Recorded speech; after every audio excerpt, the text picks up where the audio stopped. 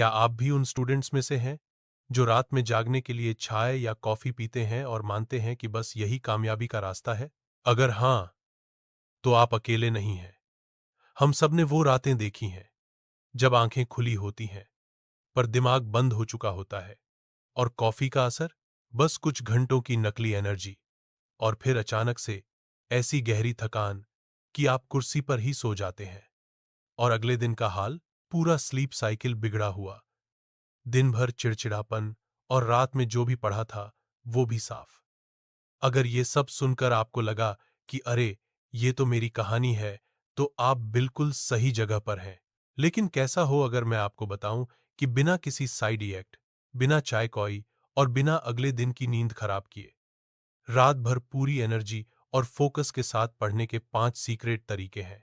ये वो ट्रिक्स हैं जो टॉपर्स इस्तेमाल करते हैं पर शायद ही किसी को बताते हैं।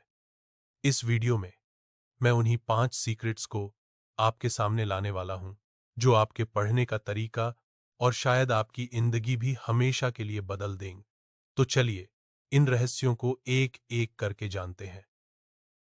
रहस्य 1, ऊर्जा का ईंधन। जैसा खाओगे वैसा बनोगे। हमारा पहला और सबसे जरूरी सीक्रेट जुहा है हमारे शरीर के फ्यूल, यानी हमारे खान पान से। ज्यादातर स्टूडेंट्स यहीं सबसे बड़ी गलती करते हैं। रात को पढ़ने बैठते हैं और भूख लगते ही चिप्स, मैगी या कोई फ्राइड स्नैक उठा लेते हैं। ये चीजें पल भर के लिए तो मजेदार लगती हैं, लेकिन असल में ये आपकी एनर्जी चूस लेती है। भारी और जंक फूड को पचाने में शरीर को बहुत मेहनत करनी पड़ती है, जिससे ब्लड लो पेट की तरफ बह जाता है और दिमाग सुस्त पड़ने लगता है। नतीजा, नींद और आलस। तो इसका हल क्या है? हल है स्मार्ट ईटिंग। रात के डिनर में भारी खाना बिल्कुल न खाएं। हल्का और पौष्टिक भोजन जैसे खिचड़ी, दलिया, सूप या कम मिर्च मसाले की सब्जियां चुनें। ये आसानी से पच जाते हैं और आपको भारीपन महसूस नहीं होने देते। और हो सके तो थोड़ा जल्दी डिनर कर लो, 7-8 बजे के बीच, और एक छोटी वॉक ले लो। और अगर पत्ते पत्ते बीच में भूख लगे तो तब आपको प्रोटीन और फाइबर वाले स्नैक्स खाने हैं।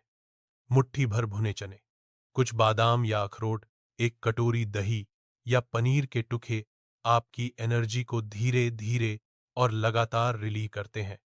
ये आपके दिमाग को वो ग्लूको देते हैं जो उसे रात भर अलर्ट रहने के लिए चाहिए, वो भी बिना किसी शुगर क्रैश के। एक और भारूरी बात, पानी। हम अक्सर पढ़ाई में इतना खो जाते हैं कि पानी पीना भूल ही जाते हैं। हमारे दिमाग का 70% से ज्यादा हिस्सा पानी है, और शरीर में थोड़ी सी भी पानी की कमी आपके ध्यान और याददाश्त पर बुरा असर डाल सकती है। इसीलिए अपनी स्टडी टेबल पर हमेशा पानी की बोतल रखें और बीच बीच में घूंट घूंट करके पीते रहें। कोल्ड ड्रिंक या एनर्जी ड्रिंक से तो बिल्कुल दूर रहें, क्योंकि उनमें मौजूद शुगर और कैफीन आपको थोड़ी देर की एनर्जी देकर लंबे समय के लिए थका देते हैं। तो याद रखिए, पहला सीक्रेट है सही ईंधन। अपने शरीर को एक रेसिंग कार समझिए, जिसमें सही फ्यूल डालकर ही आप रेस जीत सकते हैं। रहस्य 2, गति का नियम। जो रुक गया वो थक गया। अब आते हैं दूसरे सीक्रेट पर, जो सुनने में शायद आपको थोड़ा अजीब लगे। अगर आप बिना थके देर तक पढ़ना चाहते हैं तो आपको लगातार एक जगह जमे नहीं रहना है। हाँ, आपने बिल्कुल सही सुना। हम अक्सर क्या करते हैं, एक बार पढ़ने बैठे तो कसम खा ली कि 3-4 घंटे तो हिलना ही नहीं है। हमें लगता है कि इससे टाइम बचेगा, पर होता इसका ठीक उल्टा है। लगातार एक ही पोजीशन में बैठे रहने से हमारी मांसपेशियां अक जाती हैं, रीढ़ की हड्डी पर दबाव पड़ता है और दिमाग तक ऑक्सीजन का फ्लो कम हो जाता है। यही वजह है कि घंटे घंटे बाद ही हमें जम्हाई आने लगती है और फोकस टूटने लगता है। इसका तो छिपा है एक बहुत ही मशहूर टेक्निक में, जिसे पोमोडोरो टेक्निक कहते हैं, पर आप इसका अपना देसी वर्ण भी बना सकते हैं। नियम सीधा सा है।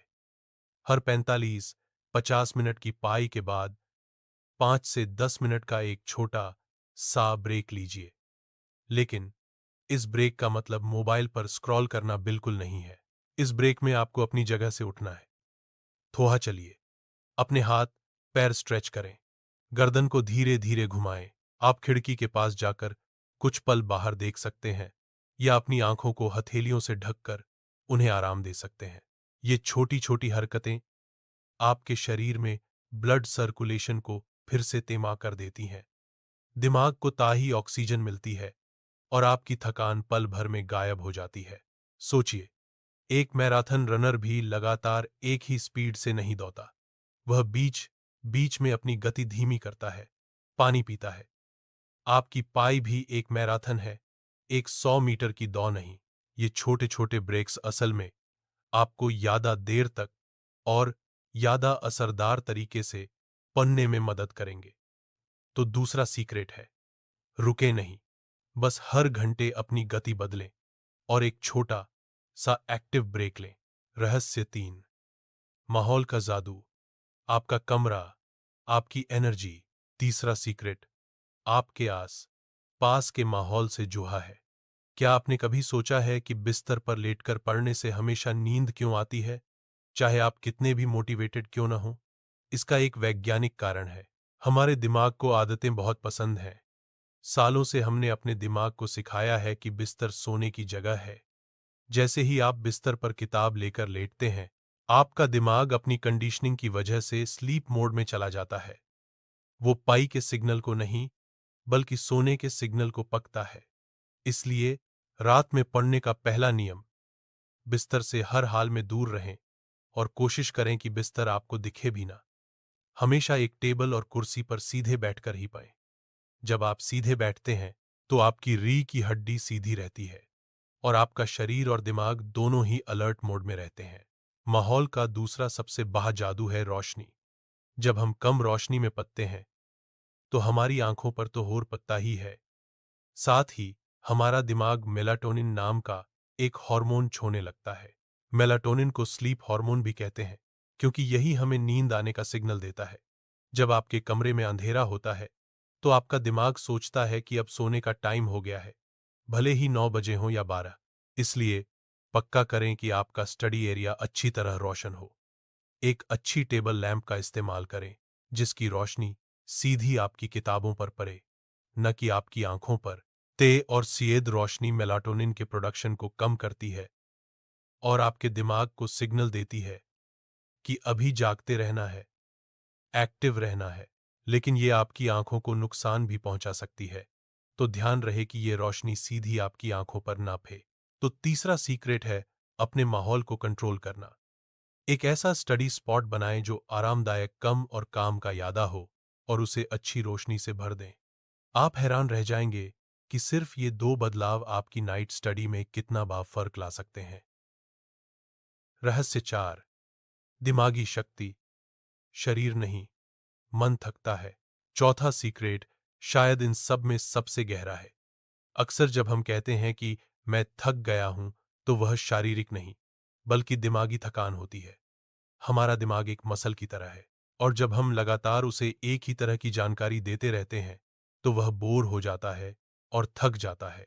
क्या आपके साथ ऐसा होता है कि आप एक मुश्किल टॉपिक पा रहे हैं और 15 मिनट बाद ही आपका मन इधर-उधर भागने लगता है? आप सोशल मीडिया के बारे में सोचने लगते हैं या कोई पुराना गाना याद आने लगता है? यह दिमागी थकान का ही एक साइन है। इससे निपटने का तरीका है अपने दिमाग को स्मार्ट तरीके से रिचार्ज करना। इसका पहला कदम है छोटे छोटे टारगेट बनाना। आज रात पूरी किताब खत्म करनी है जैसा भा गोल बनाने की जगह यह गोल बनाए कि अगले 50 मिनट में मुझे बस यह एक चैप्टर पूरा करना है। जब आप एक छोटा टारगेट पूरा करते हैं, तो आपके दिमाग में डोपामाइन नाम का एक केमिकल रिलीज होता है, जो आपको खुशी और संतुष्टि का एहसास देता है। यह एहसास आपको अगले टारगेट के लिए मोटिवेट करता है। यह बिल्कुल एक वीडियो गेम की तरह है, जहां हर लेवल पार करने पर आपको और आगे खेलने की एनर्जी मिलती है। मेंटल एनर्जी बनाए रखने का दूसरा तरीका है ब्रीदिंग एक्सरसाइज। जब भी आपको लगे कि आपका ध्यान भटक रहा है या आप थका हुआ महसूस कर रहे हैं, तो बस 1 मिनट के लिए रुकें। आंखें बंद करें, 4 सेकंड तक गहरी सांस अंदर लें और फिर 6 सेकंड तक धीरे धीरे सांस बाहर छोड़ें। इस प्रोसेस को सिर्फ 5 6 बार दोहराएं। यह सिंपल सी एक्सरसाइज आपके नर्वस सिस्टम को शांत करती है, तनाव घटाती है और दिमाग में ऑक्सीजन का फ्लो बहाकर उसे तुरंत ताहा कर देती है। तो चौथा सीक्रेट है अपनी मेंटल एनर्जी को मैनेज करना।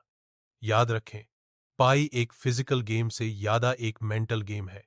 अपने मन को छोटे छोटे लक्ष्यों और गहरी सांसों से रिचार्ज करते रहें और आप देखेंगे कि आपकी पढ़ने की क्षमता दोगुनी हो जाएगी। रहस्य 5, नींद का चक्र। रात भर जागने के लिए नींद से लहना नहीं है।